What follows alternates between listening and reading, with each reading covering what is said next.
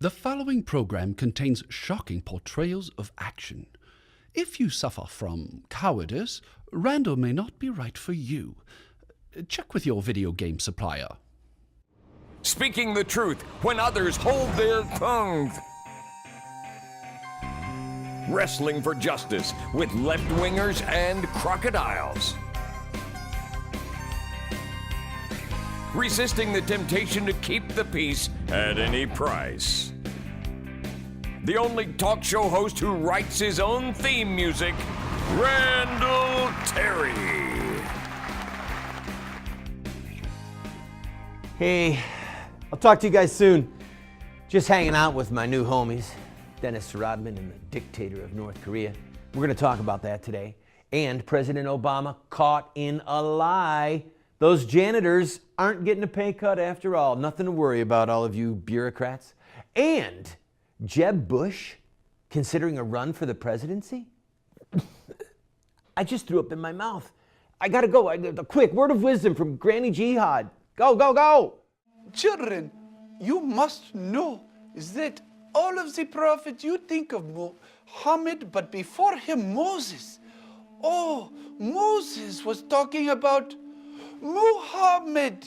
You must know the truth. Welcome to the show, friend. Well, as it turns out, the Republicans are in fact the big winners over the sequester battle. Yes, as the weekend unfolded, it became clear that the end of the world as we know it did not, in fact, occur. But it gets better. President Obama was caught in a flat-out lie. Perhaps you watched clips of his press conference last week when he bemoaned the fact of all of these poor government employees in the Capitol, janitors no less, that were going to be receiving a pay cut. Lane, let's play that clip and then show how Obama got caught with his nose growing. It looks awkward on a president, it really does. Play the clip. Starting tomorrow, everybody here, all the folks who are cleaning the floors at the Capitol, now that Congress has left, somebody's going to be vacuuming and cleaning those floors and throwing out the garbage. They're going to have less pay. The janitors, the security guards, they just got a pay cut. And they got to figure out how to manage that. That's real. So I want to be very clear here. It is absolutely true that this is not going to precipitate the kind of crisis we talked about with America defaulting and some of the problems around the debt ceiling. I don't anticipate. Well, I don't think that the president anticipated the architect of the Capitol sending out a letter to all of the janitors saying they don't expect any furloughs. Yeah. They said that the way that they're going to cut expenses is to not do new hiring and to not upgrade some of the equipment. But he said, in fact, Lane, put it up on the screen, would you? Yeah, you can see it right there, folks. He said clearly, we do not anticipate furloughs for AOC employees as a result of sequestration. There you have it. The president, dare I say it, was not telling the truth. That's the politically correct way of saying he was lying.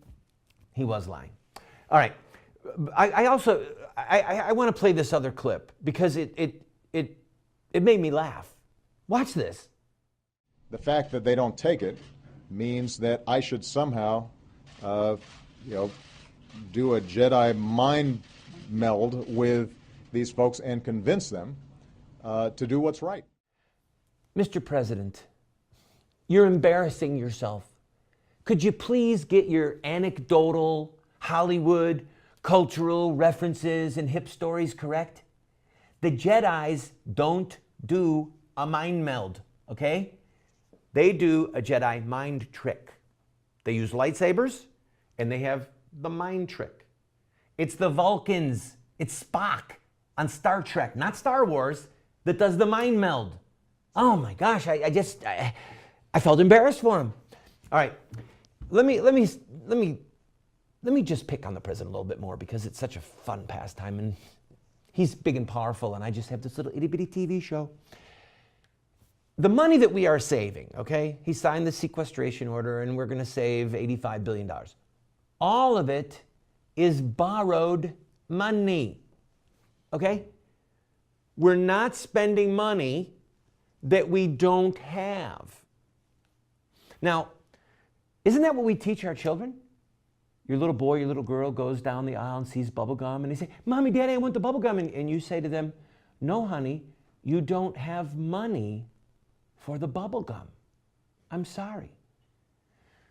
I think what we should do is we should take President Obama and some of his staff and let them walk down the toy aisle at a Target or a Walmart.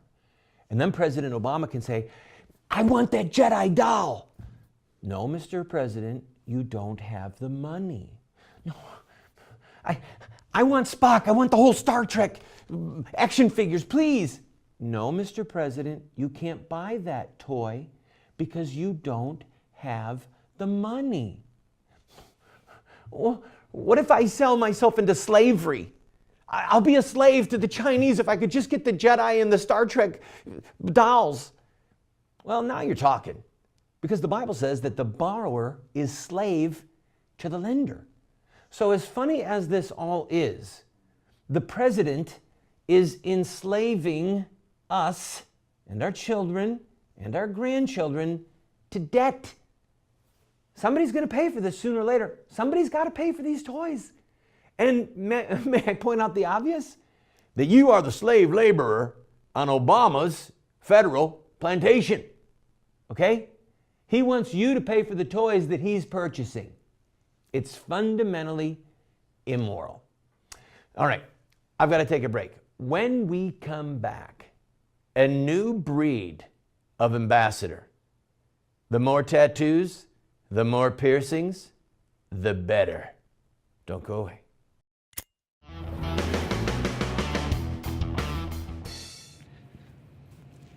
If you stop watching Randall Terry, he'll know. Oh yeah, you better keep watching. Yeah, ow! Friend, you need to get this book. We Won't Get Fooled Again. Listen to this. I came to the conclusion that most folks were left over from the Reagan era who were no longer warriors, but are now either too old or unhealthy and had compromised and become comfortable with the Republican establishment. They turned these organizations pretty much into direct mail fundraising fronts and were making tons of money and living the good life in beautiful mansions. The conservative movement had transformed itself from a very dynamic, principled organization in the Reagan years to a bunch of compromising, useless, and ineffective money-making machines. I'm reading to you from the new blockbuster book, We Won't Get Fooled Again, that names names, shows organizations, shows how they say that they're Christian, but they betray Christ, they betray biblical principles in the public square, and we are funding them. Go to the website, call us on the phone, and order it today. I'll send it to you for free if you want. God bless you.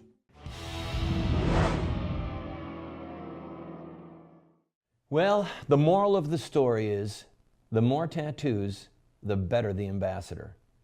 Yes, ex-Chicago Bulls superstar Dennis Rodman, known as the Worm because he was able to get under that basket in ways that no one could even imagine, he went to visit Kim Jong-un, the dictator of North Korea. Now, one ex-White House official said this is actually scary because he now knows more personally about Kim than anyone in the CIA. Think about that. So, Rodman goes, they hang out, they get drunk together, they watch basketball together, and he comes back and says, he's my friend. George Stephanopoulos, not known as a pillar for defending freedom and justice, former White House communications director and now with ABC News, George Stephanopoulos handed him a copy of a human rights assessment of North Korea's treatment of its people. About 3.5 million North Koreans have starved to death since 1995. All right, just flat out starvation. Never mind prison camps, the oppression of Christianity, that this dictator and his dad before him are lunatics who are threatening war, have built nuclear bombs, detonating them, trying to get a rocket strong enough to launch a missile at the United States. Never mind all of that. Dennis Rodman said, I like him.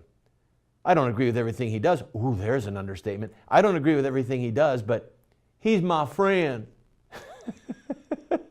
Dennis, really? So anyway, Rodman comes back and says he likes basketball. Obama likes basketball. That's a starting point. We can start maybe playing a little bit of one-on-one, maybe a pickup game, East and West. The people with, you know, the look on their face and the people with the look on our face, and we can have some drinks. We can have his entourage meet Obama's entourage, play a pickup game. Whether it's in Harlem or North Korea in a prison camp, it'll all be good. They both like basketball. It's a starting point. But it gets better. Dennis Rodman met with the CIA to debrief them, and he also told them, Kim likes piercings. Kim likes tattoos. Kim likes rockets. Obama likes rockets. Obama likes tattoos. Obama likes piercings. And so, in an epic quest for world peace, we offer this diplomatic solution for the strains that have plagued North Korea and the United States of America. Yes, these two men, side by side. First, an eyebrow piercing. Then, so that there's some balance in the photo, a lip piercing. And then we begin, yes, with the tattoos. These are a few of my favorite things: basketballs, rocket launchers, missiles firing long, and maybe a little emblem of dictator on my forehead. Look at these two men. Look at that. I feel it. Peace between warring nations. Dennis Rodman, we owe you a profound debt of gratitude. My only question is this: can we do the piercings and the tattoos together? More bonding. I've got to take a break. I'll be right back to talk about Jeb Bush running for Congress. Dennis, I love you.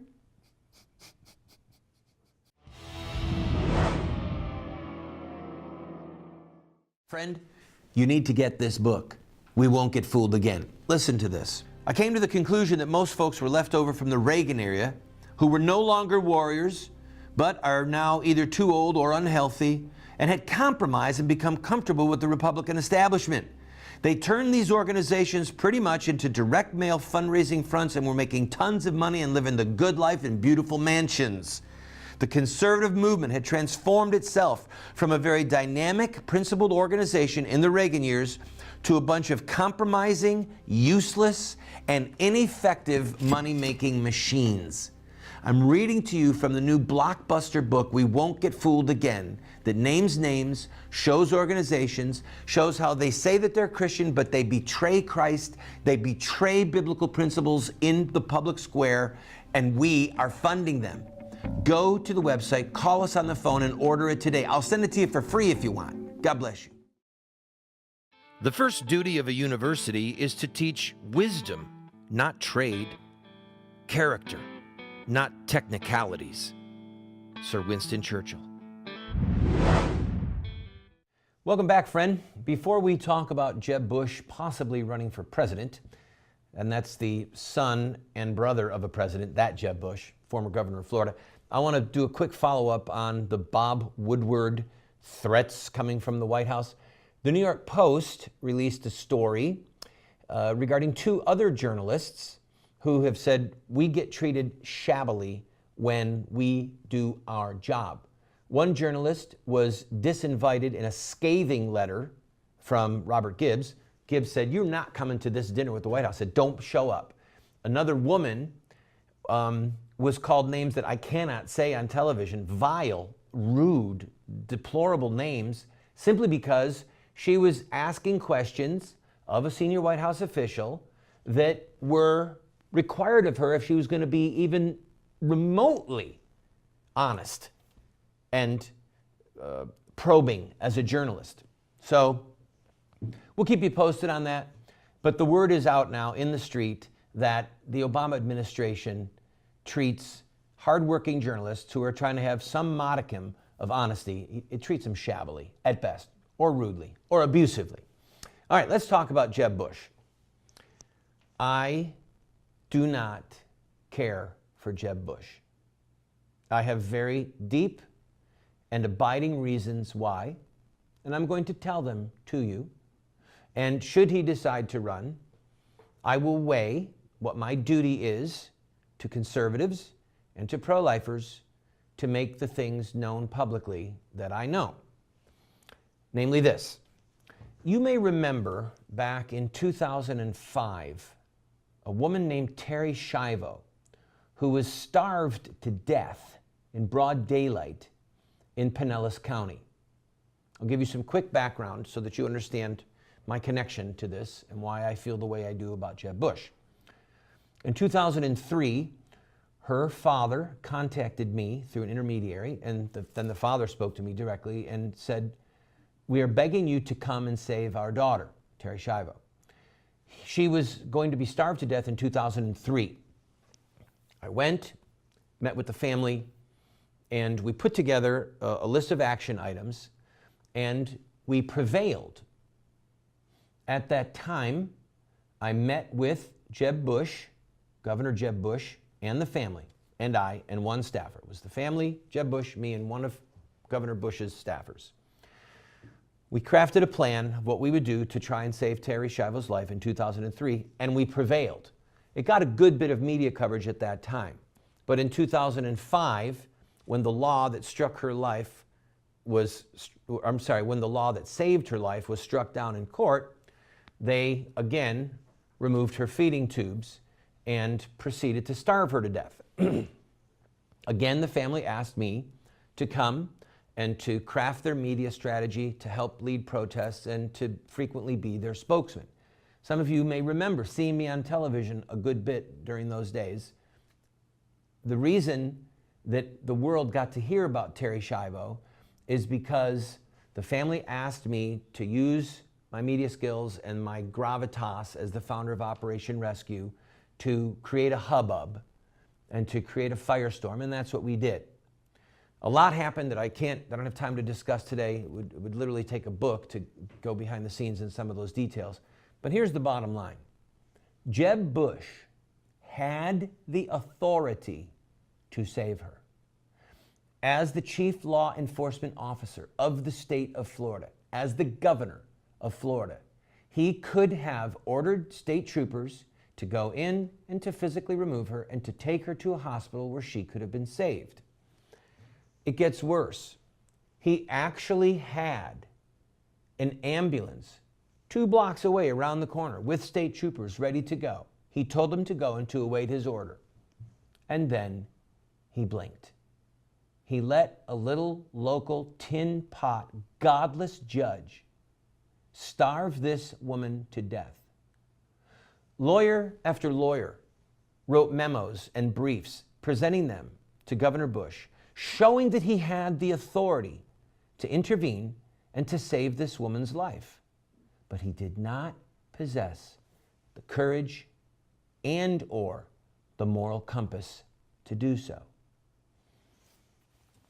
If you are the governor of a state and a woman is being starved to death in the most unthinkable, cruel manner, dehydrated to death, and you do not have the courage and the moral fortitude to rescue that woman from being murdered with the force of law, why would I trust you to be the president of the United States?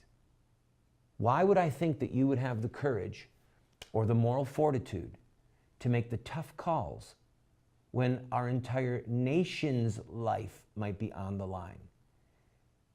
He that fails in a little thing will fail in a big thing. He that is faithful in small things, Jesus said, will be faithful in big things.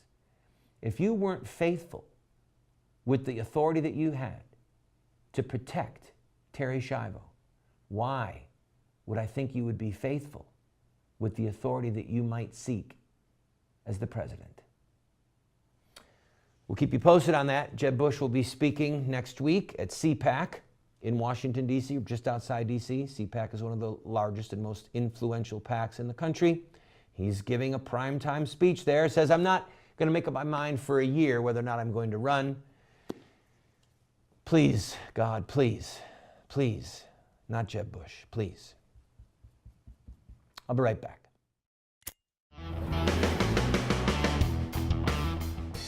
Like a rainbow in the dark, yeah! Keep watching Randall Terry if you feel like a rainbow in the dark. That's what I do, yeah! Friend, you need to get this book, We Won't Get Fooled Again. Listen to this. I came to the conclusion that most folks were left over from the Reagan era who were no longer warriors, but are now either too old or unhealthy and had compromised and become comfortable with the Republican establishment. They turned these organizations pretty much into direct mail fundraising fronts and were making tons of money and living the good life in beautiful mansions. The conservative movement had transformed itself from a very dynamic, principled organization in the Reagan years to a bunch of compromising, useless, and ineffective money-making machines. I'm reading to you from the new blockbuster book, We Won't Get Fooled Again, that names names, shows organizations, shows how they say that they're Christian, but they betray Christ, they betray biblical principles in the public square, and we are funding them. Go to the website, call us on the phone, and order it today. I'll send it to you for free if you want. God bless you. Welcome back, friend. I'd like to talk with you for a couple of minutes about a failure of mine. In 2010, I began to develop a plan and a strategy to have 25 people run for Congress in 2012, that I would run for president, and that we would reach hundreds of millions of people with the truth about child killing, and that we would influence enough Christian voters in the swing states to not vote for Obama because he promoted the murder of innocent babies. I asked my friend Missy Smith if she would run in 2010, which she did in Washington, D.C. On the day of the election, she got 7% of the vote, but perhaps more importantly, she had massive media coverage. Over 100,000 blog sites referred to her run. Literally. National television coverage, tons of media in D.C., front page stories. In 2012, my goal was 25 candidates. We failed to reach that goal. We had 11. Those 11 campaigns and my presidential run reached people in 32 states in the Union and easily reached tens of millions of viewers. We did not hit hundreds of millions, we hit tens of millions. Unfortunately, we also failed in our effort to cause enough Christians to have a crisis of conscience that they would not vote for the child killer in chief in the White House. We tried. We failed. But we tried. Teddy Roosevelt said, and I'm paraphrasing, that the credit does not go to the person who's in the stands watching. The credit goes to the warrior who's inside the stadium, covered with blood and mire. I'm prepared to try and fail again. I'd like to be successful. I'm prepared to fail again, not to try and fail. I'm prepared to fail again. We are now putting together a team of candidates, training men and women to run for the U.S. House or the U.S. Senate in 2014 so that they can be a prophetic voice for righteousness and justice as defined by God in His holy word in the Christian religion. Most of the people who ran in 2012 had never run for office before. but they got the training they needed and they reached millions of people.